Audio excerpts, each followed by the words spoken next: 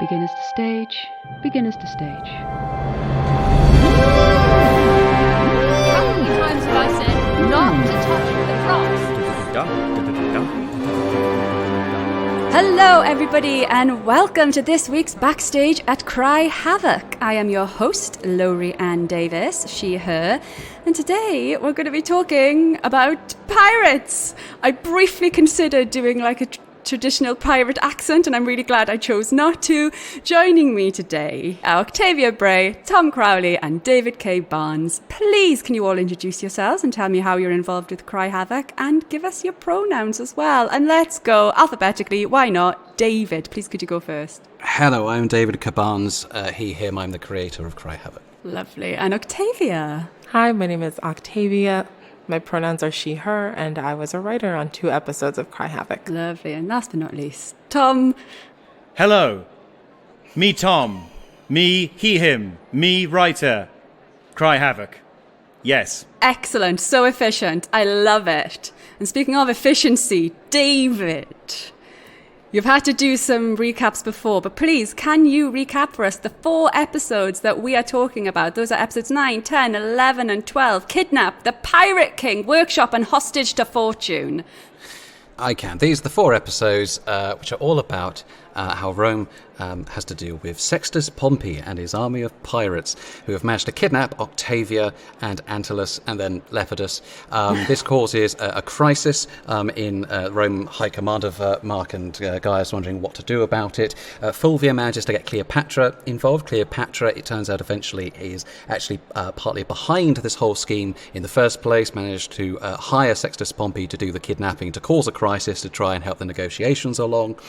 Meanwhile, Charmian manages to get on board the ship pretending to be a pirate, is captured, but it's okay because Sextus is actually a really, really cool guy. He's actually really chill, a really, really likeable person, actually somebody who really supportive of Antyllus and his dramatic interests in theatre, and also finds out that Charmian and Octavia kind of really do fancy each other and kind of nudges that along. So by the end of these 4 episodes, Charmian has not only confessed to Octavia that she is working for Cleopatra, she's also confessed that she really does quite like Octavia also really like Charmian. I think they have a little bit of a snog at the end of episode 12, and then we move on from there to see where on earth this goes next. It could all turn out really well across the following 8 episodes, or maybe not. Beautiful. Lovely. I know what I think. It's nice that things are working out romantically for one Octavia. Yeah. So before we talk about the episodes themselves and pirates generally, I just want to get a gauge of, have you 3 worked together before? Tom and David, I know you definitely have. We have. Quite a bit. We have, yes. Tom was not only as Eric Chapman in Wood and Overcoats, he also wrote quite a number of episodes of that series, and we've seen each other a lot. We've gone to coffee We see each together. other around, Oh, you know. that's It's hard nice. to get around him. Hell hands. Yeah, it's well, lovely. you know, smelled each other's hair. Unfortunately, I hadn't worked with Octavia before, and I was very delighted. This is the first time we got to. It was brilliant. Yes. Yay. And what an honour. Yeah, and I'd not worked with Octavia, but I'd wanted to for a while. Came heavily recommended by Lauren Shippen, and indeed I'd already listened to Life of Leo, which is the romantic comedy by Octavia about androids, which I thought was very, very funny, and I wanted some of that minus androids in Cry Havoc, and was really, really terrific. And then I sort of put Tom and Toby together and said, write me about pirates. Oh, And it was lovely. terrific. I'm so glad that this has been committed to like a recording that I can listen to forever and ever, because I had never worked with, David or Tom, but I had been such a huge fan. I love Wood and Overcoats. I love Victoriosity, which Tom also stars in. And so I think I pretended to be please. a normal human being the very first meeting that I had for Cry Havoc. And then was like, let me just unzip this human suit and reveal the fan within. And I was like, I just think you're both so funny. I hope you think I'm funny. I think I did chase Tom down over email once to be like, tell me you liked it.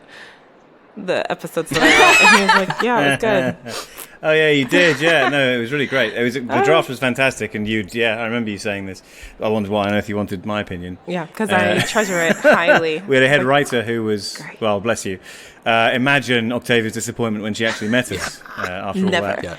Your episodes, Octavia and Tom, are the only ones that alternate. So I guess you had to work quite closely with each other. This was news to me when you told us this in preparation for this interview. I didn't know that was the case, and I also didn't know it was a special, different responsibility that we had. We didn't know that we were the only ones. No, Octavia, I think we were. Well, we should probably go back to the beginning and say that we had a big sort of writing breakdown of the entire series, a big chat between all the writers, and we expressed interest in which sections of the story that had already been planned out we were most interested in. And I don't know, Octavia, if you specifically said the Pirates one. I suggested a few that I'd be happy to do. David, if I remember correctly, I think I said, just put me wherever you want me. But I would quite like this or that. But then we ended up having a totally separate chat in our little pocket writer's room, away from all those other scum, just the good ones, just me and Octavia. We had a lovely little mini writer's room with David, and we talked about how to break down the story. And I think it was then that we decided we'd do one then the other, then one then the other. Is that right, David? Yeah, Toby, I think that's how it went. Yeah, that sounds exactly right. I think I had a very similar, I like these characters. I like the idea of, some of this emotional stuff, but ultimately stick me in where I fit in, I would do whatever. And then, I think with the alternating, at least for me, I remember thinking, oh, there's a lot of good stuff in here. Can't be greedy. We got to split it up, So I felt like alternating felt good and fair. We all got good little delicious chunks of what was happening. So it's like a fairness thing that was the impulse behind the alternating. I can't speak for Tom Crowley. For me, it was just kind of I liked things in all 4 episodes. And I was like, it's not like I can have them all, So. No, yeah, I agree. I think also it was it felt like a particular bit of fun, but also a particular responsibility to either open or close this run of episodes. Because I think, again, correct me if I'm wrong, David, these stand alone a bit because they're the most sort of action-packed, and there's kidnapping and adventure and on the high seas. And so it's a lot more action plot beat driven. Yeah. Whereas a lot of the rest of the time it's agendas and machinations and people's secret whispers in back corridors. Whereas this was pirates! Oh, God, get on the ship! Oh, no, we're going to be killed! Oh, no, we're not! Oh, God, there's a fight! Oh, here they come! It's all like that. So, in this case, there was a lot of action and fun in both the first and the last one. And so, it didn't quite seem fair to go, well, I'll do the first 2, or I don't know, it felt like there were... It would be nicking too much good stuff to take either the first 2 or the last 2.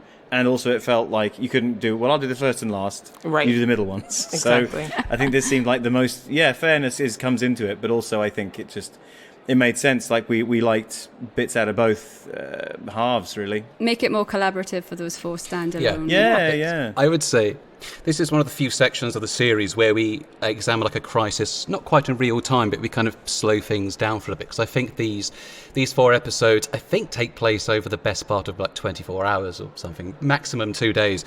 Whereas the sections either side are very much sort of here are things developing over several weeks. And these are the only episodes...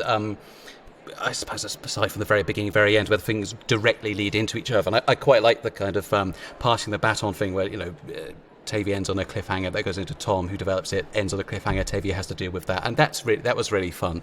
And to develop all the characters across. I really like the working together, the collaborative aspect of the comedy. And I knew that both Tavia and Tom both had a lot of experience in sort of romantic comedies and that kind of thing, and keeping things light whilst dealing with very big pressing issues of, heartbreak and all the rest of it. But doing it very, very lightly. And that's, I thought, this is sort of, in its own way, these 4 episodes are kind of a sort of broken down feature-length comedy about falling in love during the age of piracy in ancient Rome. And it's enormous fun, and with lots of theatre jokes. And I think there is definitely a joke in there which I think a few people will probably assume I snuck in. It's definitely an Octavia Bray original, which is apparently having a servant called Blu-ray. Oh, man. Having all your favourite plays on Blu-ray. So much. Oh, my which God. Which is a joke. I copped my about it. In all 4 episodes. And I went, no, we have to. We're keeping that. That's the best joke in all 4 episodes. I remember reading that as well. Blu-ray. I mean, it just absolutely outrageous. Brilliant. Well, it sounds like it was very amicable, but were there any moments where Octavia or Tom, you're like, but I want to write that scene. Can I have that in my episode? I was so angry. The emails that I was sending, bloody Octavia, really, really lost my rag on many occasions. No, not at all. There was one moment at the end of an episode that we shifted into one of Octavia's episodes, Yeah. and then one that was shifted into the start of one of my episodes. And I Yeah. think that's the most disagreement we had.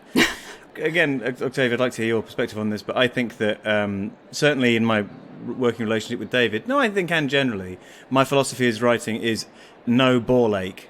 So as few opportunities to be difficult and throw the toys out the pram as possible, partly because it endears you to employers like David K. Barnes, and partly because it makes the experience more pleasant. So I don't think we were too precious, were we? I mean, Octavia, you may have many emails you sent to David. No, I don't think so. No, okay.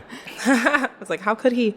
No, I mean, I understand you completely. I think that similarly, no boob ache over here. I don't want to suffer, and I don't want to make anybody else suffer. And there was never anything where it was like, how could he take that? Like, I remember what you're saying with the shifts that we had to make. Like, you got one of my scenes. I think I got one of your scenes. And the only thing I felt about it was like, oh, I got to do some work. That was it. Like, it wasn't like, oh, rats. Redrafting. Yeah. I'm interested. Do you remember which scenes these were and why they swap? I think it was just that the middle two episodes both had a scene that kind of got repeated in a different way, which might have been either Sextus realising that Octavia and Charmian sort of liked each other, or possibly a Sextus and Antulus scene. I can't remember, but I thought we're keeping in one, and that gives us more room in the other to do something. I think actually, like Sextus working with Antulus on doing sort of sword fighting, etc. I think that happens in episode 11. Oh, yes, that's right. Yeah. Right. So I can't exactly remember, but there's something like that where both writers have done something wonderful, and I thought, right, I can only keep one of my children, and the other one has to go. But then that opens the space up to do something else, and there's so much going on across these 4 episodes. It's really nice to slow the narrative down and get to grips with things in detail. I work predominantly in television where, we're in rooms with lots of other people. So to me, like, collaborating and moving scenes around, like, that's just part of the process. So, you don't make a television show by yourself in the same way. I didn't, like, approach this opportunity being like, thank you, David K. Barnes. I'm going to go make your show by myself, like, I'll do whatever you tell me. Yeah, it's worth saying as well, like, it is a different experience in a way, because as Octavia was just saying, there's writers' rooms in the States, particularly for telly. And generally, there's less radio in the States. Yeah. Generally, like certainly through conventional broadcasters, there's less radio drama, much more in terms of podcast audio drama. But over here, we do have a tradition of writers' rooms, but there's just far fewer of them, and particularly fewer for any sort of drama series or comedy series. Generally, you have one or a partnership of writers writing the whole thing, which is not because we have a sort of a differently curated attitude towards that writing process. It's because no one has any money. Yeah. So over here, you're lucky if you get one writer hired to write a show. Otherwise, it's just Love Island. I would love to work in more writers' rooms, and I have pitched them for various other projects and told, could we make that less expensive if just you write it? I went, no, I want people. I don't want to. I don't want to be alone anymore. Please. We'll fade in some sad music over that. That's I right. think. Is there an element of having to like adopt each other's voices when you're writing, Octavia and Tom, if you're writing this closely? Or do you not worry about that and just let David smooth over? Well, that was my approach. Octavia might have done some harder work than I did. I did read Tom's episode 10, I think. For the rewrites, I definitely tried to match some of our voices. I don't think I did that for every single person. Like, I think there were some characters where I was like, I'm in the pocket on Lepidus. Like, I don't need to change anything about how I did him. But yeah, I feel like there were definitely times where it was like, oh yeah, I think Tom captured this tone better than I did. So I should make sure that I'm not messing things up when we get to my episode. I think also it's tremendous modesty on Octavia's part that actually, whilst the voices, the whole point is the different writers will bring different voices and perspectives, but actually, the general tone was exactly right across all 4. And there's a bit of smoothing over for me, which comes as being the editor, but generally, the characters were pretty damn consistent across all 4. And when it came to even Sextus, I think we had a combined idea of what Sextus might be like. I think initially in Tavi's original draft, he was quite a sort of a casual sort of laid-back sort of character, and in Tom's he was more sort of action, sort of pirate, and we found a fusion between the first and second draft of doing basically the best of both and combining them together. And then that came through in the second draft. It was very consistent across all 4, and then I just topped and tailed bits here and there. So it is a tremendous lot of fun. Doing shows like this, as Tom said earlier, it can be in media very expensive to have writers' rooms and quite difficult, and certainly in the UK quite rare. So at the time of recording this, writer's strike going on in America. Hope that continues to win. We need more writers' rooms. They're great. So keep going.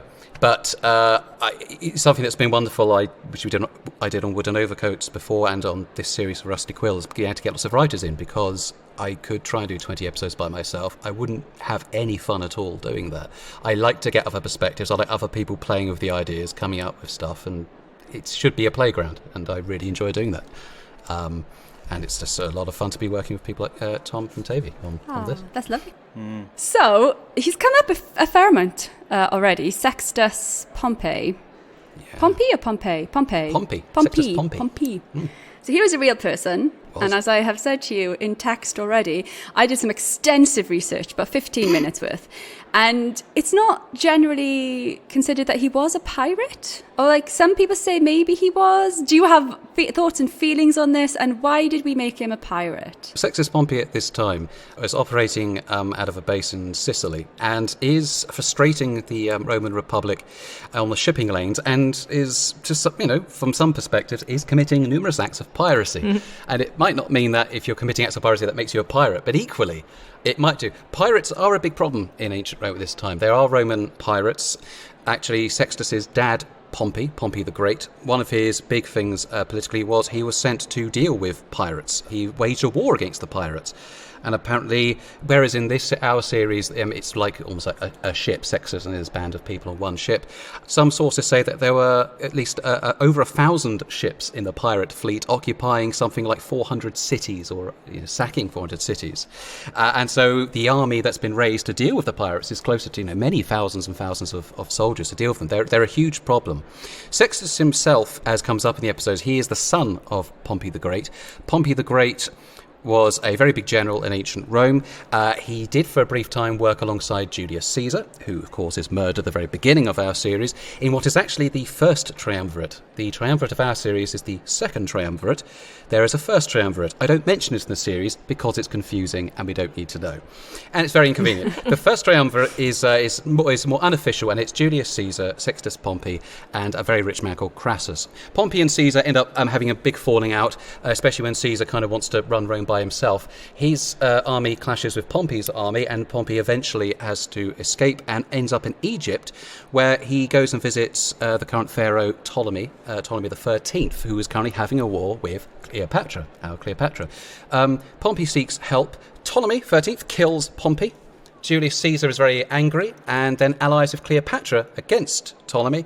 And that's how Julius Caesar and Cleopatra end up becoming sort of quite close. And that's how Cleopatra kind of enters our narrative. Meanwhile, while all this is going on, Sextus Pompey has seen his dad getting his head cut off, is very upset, understandably, and runs away, where he raises armies elsewhere and for many years continues to blight the triumvirates. This is, Octavian, Mark Antony, Lepidus, blights their attempts to sort of get anything done. So he's basically the son of a big Roman general with a fleet of ships and lots of people sacking the shipping lanes. Trying to make a comedy out of this, you think, well, isn't it far more exciting if we just say he's a pirate? He is still the son of a Roman statesman. It does come up in the dialogue, but it does. Equally, let's have pirates. It's really fun to have pirates because, especially in media, they make great villains. And especially with them having become very popular, some would say with the rise of the Pirates of the Caribbean franchise, but personally, of course, the best pirate film of all is The Muppets Treasure Island. I'm glad you said text. that. Yeah. Correct, yes. It is clearly That's the key correct. text for pirates. And Tim Curry's the best pirate ever committed to film, Absolutely I think. incredible. What a great performance. So we have pirates, and we have Roman pirates, and because they're fun, and of course, they're quite sexy. I mean, I was suspicious that was going to be the answer. I knew it. I was going to say, if you don't put the word sexy in there, what was the point of the speech, Yeah. Absolutely, quite right. Yeah. Indeed, one of the few notes I had was that Octavia's scripts as they came in, were even a bit too spicy. I had to be toned down. I did have to tone them down. Too saucy. Release the original scripts. I want to read these. We will. They will release them after 9 o'clock when things get a little blue. Oh, gosh. How exciting. Cry Havoc After Dark. That's the actual Patreon exclusive. Oh, damn. Yeah, we can't make our own erotic fan fiction. That's not how it's But we supposed to can work. agree that pirates are very sexy, and we can have 4 episodes of them.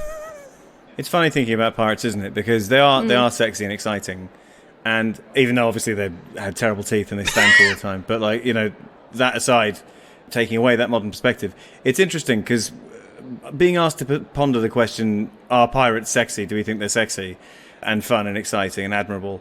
You sort of go, yeah, but it's interesting that because it's like a sort of thumbing your nose at society sense of freedom out in the wilderness is cool, right? That's a cool thing.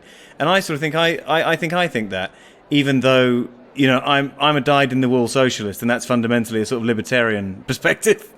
And you go, it's still cool though. Get on your motorbike, ride over the high seas, rob a Spanish galleon. If you could ride a motorbike on the high seas, yeah, you're damn sexy. That's right. There's something about it. Octavia, Yes. I'm really sad that we lost your versions of the pirates, and I would love to read those drafts. Why do you think pirates are sexy? You know, I think part of it is what you're saying, that, listen, I live in America. I am black. I am not having a good time, okay? Like, things are not good. But I think that, you know, the idea of a pirate, like, screw this society, we're throwing things over. It's like, tell me more. I want to know all about what you're saying right now. But I do think there's also that element of, like, swagger. I do unfortunately think that the Pirates of the Caribbean franchise did a lot for that. Like, I don't like the ocean that much. I don't trust what's going on in there, but I like the idea of somebody who's just like, come away with me, you know, like, let's go get rich by, you know, stealing from people who've got extra, and then we can just go live on some island somewhere. Again, beach is not my thing, but the idea is great. Like escapism with someone big and tough. Exactly. Someone a little roguish. If we could engineer some sort of land pirate, that would be the ideal. Yeah. That's cowboys, isn't it? I've described cowboys. That's so true. I feel better about horses. You know, lift me out of the back of your horse and take me away to some remote cabin location where I don't have to pay taxes and I can just vibe. Sounds nice. Again, dyed-in-the-wool socialist, so I can't endorse this message at all. I'm all about government oversight, regulation. I want to contribute to a society, you know, maybe not the one I'm currently living in, but yes. Just not this one. I should rephrase that. Not taxes. Take me away so I don't have to pay rent somewhere. That's really what it is. Yeah, okay, that's fair. Yeah, that's nice. We like that. I do. I think Sextus pays for the healthcare of his pirates. He's that kind of guy. Or are you just telling yourself that to be able to continue finding him sexy? Yeah, maybe. I'm just asking the questions. Yeah. I have a really important question, actually, that I didn't prep any of you for. Do you remember who decided that he has a nice ass? Yeah, I don't think it was me. I think it was Tom. I'm fairly sure it's Tom. He must be Tom. Oh, is it me? What's the phrase I wrote, David? He said he had excellent arse, a really good arse. It's not that it's sexy. It's just excellent. Necessarily. Very efficient. Oh, no, is it very good arse or something? I don't know. I think that suggests a kind of a roundedness, but also a muscular sort of aspect that suggests that he squats and leaps on things a lot, you know, and just a general athleticism. And, yeah, admiring in all ways, including sexually, the quality of the arse. I think that is Tom, you're the sweating. message. Huh? Should I just have a drink of water? It was something, I think, coming up, this sort of character of Sextus and the idea that he would be trying to maintain that thing of, yes, he's a sort of like ruthless pirate leader, but also is clearly sort of very sort of fair, open. He's very encouraging and supportive to characters. Clearly, sort of very pro sort of romance, very pro sort of queer relations. He wants people to live their best life, so long as he can sort of still get lots of money, so long as he can sort of continue to live this sort of life in the ocean waves, having a great deal of fun, which of course everyone else seems to want as well. Because all the Roman soldiers at the end of this tiny militia that gets raised end up all going, yeah, we want to go with him, and they all board the ship and go away.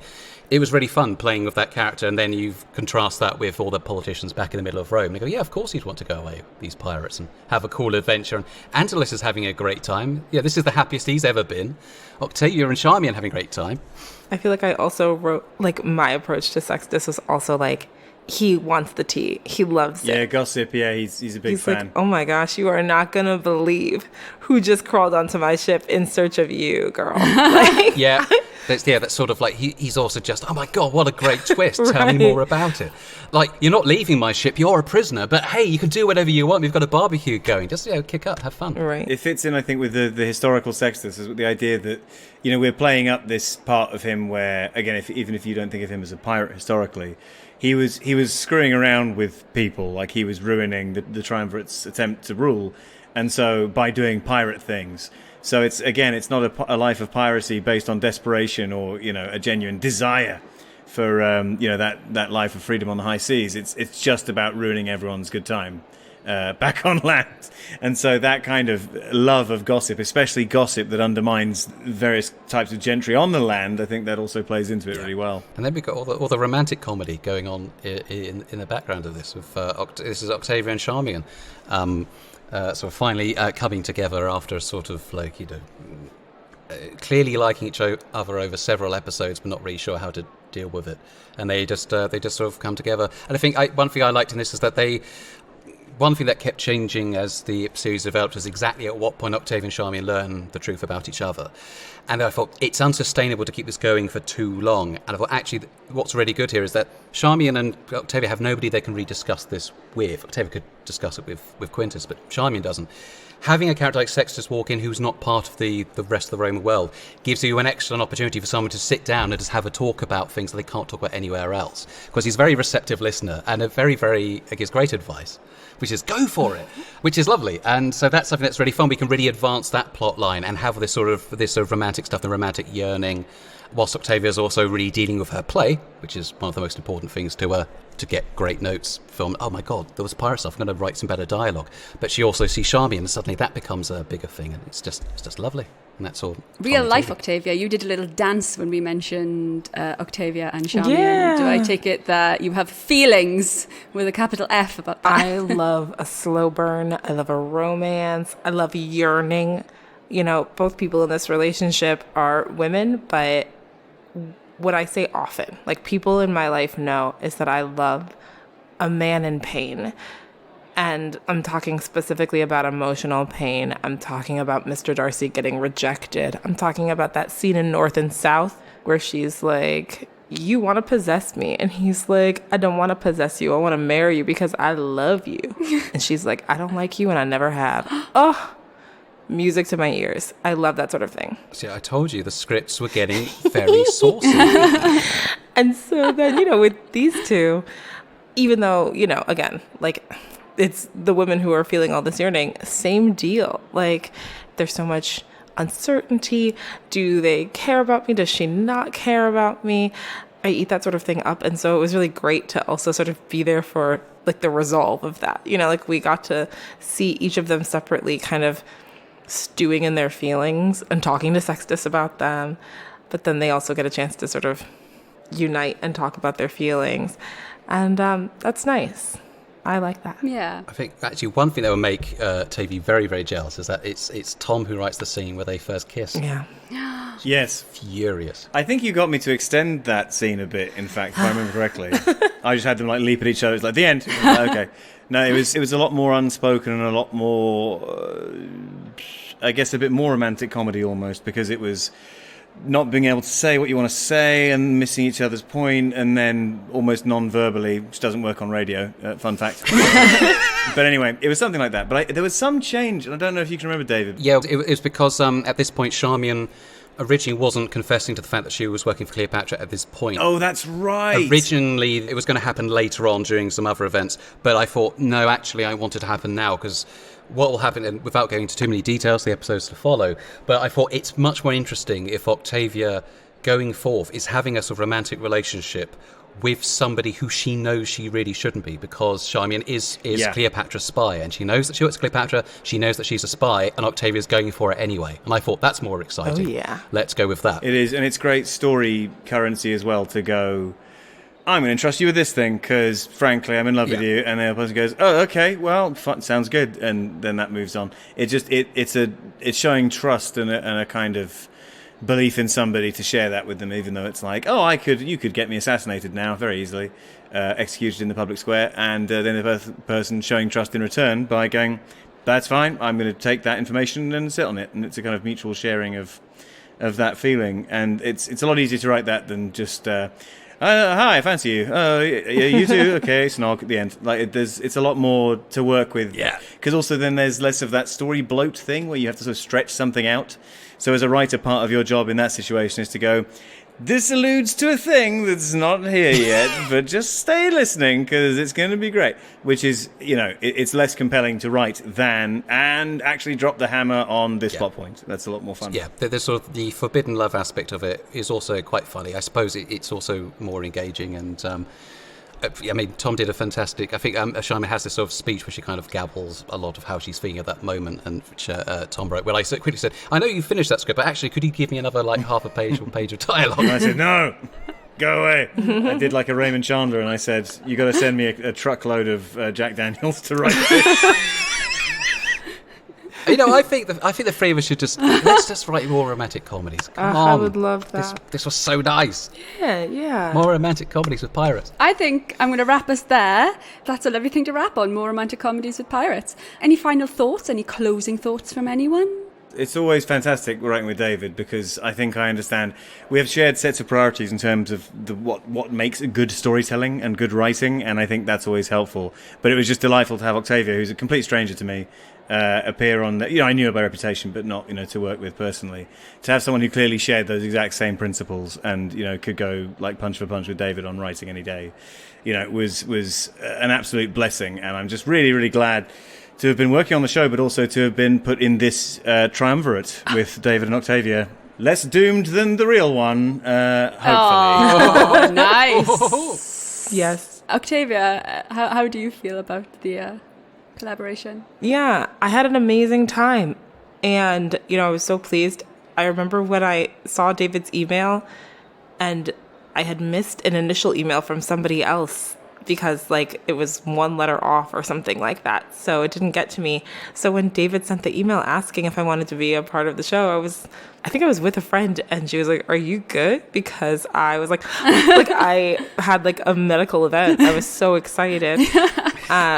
And it was such a joy, to steal Tom's word, a blessing truly, because I was such a huge fan, was a fan of Tom. I could not have picked a better cluster to have been put in to write these episodes. Aww. Me too. And it was just such a great experience. I feel like I got funnier as a result of working on the show, working with David and Tom specifically. So it was just great. Funnier but less blue, and I'm sad about that, David, and I will hold that against you forever, I think. Just recorded less blue. I think I'm getting more blue in my life day over day. So we love it. Yeah. It was a pleasure working with Tom and Tavia on this. Absolutely delighted. Hope to do so again very soon. Lovely. Just before we go, is there anything anyone would like to plug? Yes, my romantic comedy podcast has a second season coming out June 21st. You can hear it. Please listen to it. It's the second and final season, and I think it's funny. And I got to keep more sex-related jokes in it than I was able to do for Cry Havoc. Excellent. Yeah. Well, I will be going to that then. Octavia Bray, unconstrained. Unchained. Unchained Octavia Bray. I love Life of Leo. It's great. So do. I echo that. Tom, anything for you? Hello, I make a usually solo, but with occasional guest performers, sketch and character comedy podcast called Crowley Time. You do. And it's a labour of love. It's sort of my principal comedy outlet, really. The bargain I made with myself is, it's okay if I don't go out and do stand-up comedy. As long as I make this podcast. So you can find that. There's 27 episodes of it. It's sort of semi-regular. I try and do it monthly, but, things like this horrible project get in the way of that happening. Lovely. But I'm very grateful for the work, quite frankly. Anyway, you can find it at crowleytime.com or on any podcast app of your choosing. Please give it a listen. Fall in love with my myriad characters, including Sir Chuntley Buffingham, Wingnut, the 5-year-old agony uncle, and Marco de Pony, the insane Italian chef. Wonderful. Good. I echo Crowley Time, Life of Leo, both terrific, both things I've subscribed to. You should too. And while you're doing that, if you like Cry Havoc, you might also like a little sitcom called Wooden Overcoats, of which there is 4 seasons worth, which I probably should have been plugging all the other episodes of this I've done. Wonderful. Thank you all for joining me. That was fantastic. Thank you, listeners, for joining us. And I will be with you next week. And have a lovely time till then. Goodbye, everybody. Bye.